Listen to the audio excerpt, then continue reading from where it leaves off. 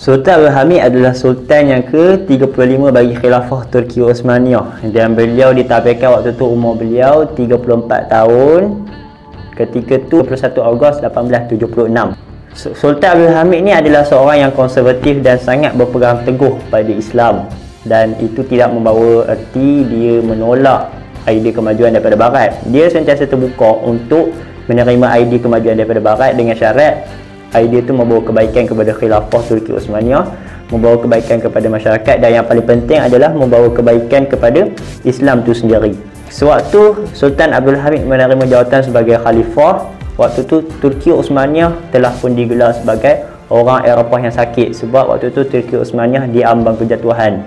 5 cabaran yang perlu Sultan Abdul Hamid terima sewaktu menjadi seorang khalifah, dan kita kena ingat 5 cabaran ni menjadi punca utama kenapa Khilafah Turki Osmaniyah boleh jatuh.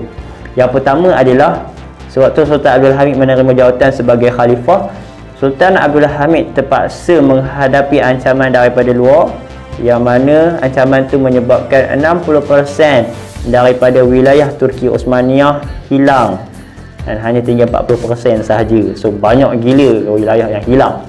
Yang kedua adalah ketika Sultan Abdul Hamid menerima jawatan sebagai khalifah, benda yang perlu kita tahu adalah Turki Osmaniyah setiap tahun perlu membayar 80%, sebanyak 80% daripada dia punya ekonomi secara tahunan supaya boleh survive daripada muflis dan bapak banyak gila. So Sultan Abdul Hamid hanya ada 20% sahaja untuk memenuhi keperluan rakyat, membangun dan memajukan kawasan wilayah-wilayah Turki Osmaniyah, dan yang paling penting sekali adalah, bukanlah yang paling penting sekali, tapi penting, membiayai keperluan ketenteraan. Seterusnya, yang ketiga adalah Sultan Abdul Hamid terpaksa menerima ancaman daripada negara-negara besar, negara-negara luar yang mengancam kedaulatan wilayah Turki Osmaniyah, terutamanya daripada Perancis, Britain dan juga Eropah.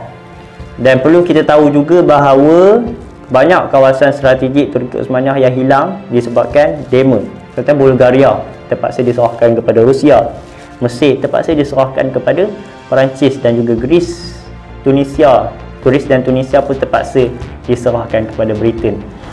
Dan kita kena tahu juga negara-negara besar ni demo menghasut masyarakat setempat yang berada di bawah naungan Turki Osmaniyah supaya menubuhkan gerakan revolusi. Dan kita kena tahu gerakan revolusi ni terdiri daripada masyarakat setempat dan juga pengganas. Dan bukan setakat tu saja, gerakan revolusi ni bertanggungjawab menuntut kemerdekaan daripada naungan Khilafah Turki Osmaniyah itu sendiri. Demo ni bukan setakat menghasut jahatnya kuasa-kuasa besar ni untuk memastikan kerajaan Turki Osmaniyah yang runtuh. Demo membiayai keperluan ketenteraan kepada masyarakat setempat yang menubuhkan gerakan revolusi bagi memerdekakan tempat demo daripada naungan Turki Osmaniyah.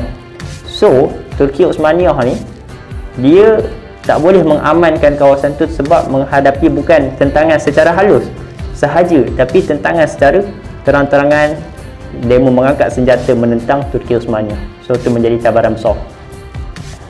Yang keempat adalah Turki Osmaniyah terpaksa menghadapi secara dalaman, bukan luar sahaja, secara dalaman menghadapi gerakan Turki Muda. Sultan Abdul Hamid terpaksa menghadapi gerakan Turki Muda yang diketuai oleh Mustafa Kemal Atatürk. Dan gerakan Turki Muda ni dia bertanggungjawab runtuhnya Khilafah Turki Osmaniyah. Dia yang bertanggungjawab Khalifah dan Sultan punya jawatan dihapuskan, dan dia juga yang bertanggungjawab sistem Islam tak boleh diamalkan dalam negara Turki. Jadi gerakan Turki Muda ni dia menyerang secara dalaman kepada Khilafah Turki Osmaniyah. So ini menjadi ancaman besar lah yang perlu dihadapi oleh Sultan Abdul Hamid. Dan yang terakhir sekali adalah Sultan Abdul Hamid terpaksa menghadapi gerakan Zionis yang menuntut tanah Palestin untuk dijadikan tanah haram Israel. Sultan Abdul Hamid ditawarkan oleh Theodore Herzl yang mengetuai gerakan Zionis supaya ekonomi, dia menawarkan untuk menyelesaikan segala masalah ekonomi Turki dengan syarat membenarkan orang Yahudi membeli tanah di Palestin supaya dapat ditubuhkan negara haram Israel. Sebenarnya banyak iktibar yang kita boleh ambil daripada jatuhnya khilafah Turki Uthmaniyah, sebab bila khilafah Turki Uthmaniyah jatuh, tak ada siapa yang nak membela Islam.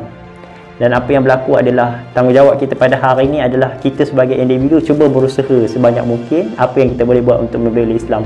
Kalau kita tak membela Islam, siapa lagi yang nak membela Islam yang sekarang ni dihina-hina oleh masyarakat boleh dikatakan sebagai musuh Islam. So itu je. Assalamualaikum.